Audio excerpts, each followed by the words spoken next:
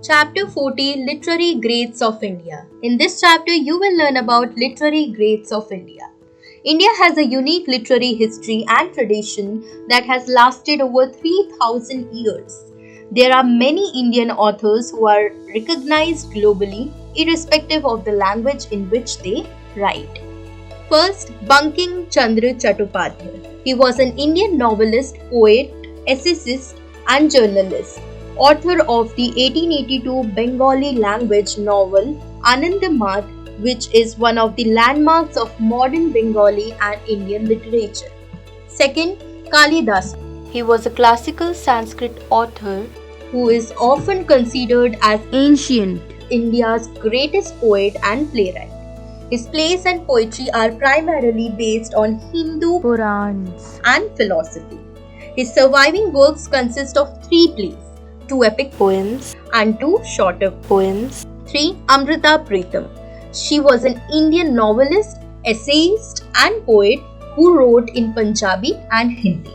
A prominent figure in Punjabi literature, she is the recipient of the 1956 Sahitya Academy Award.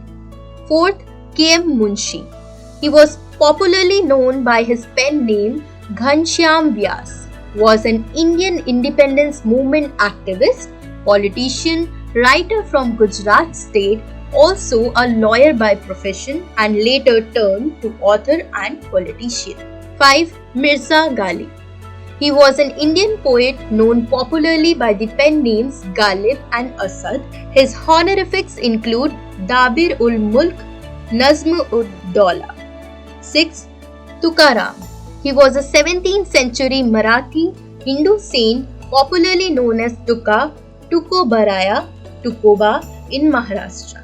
He was a saint of Varkari Sampradaya that venerates the god Vitthal in Maharashtra, India.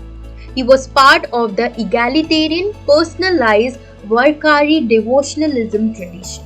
7. Girish Karnar.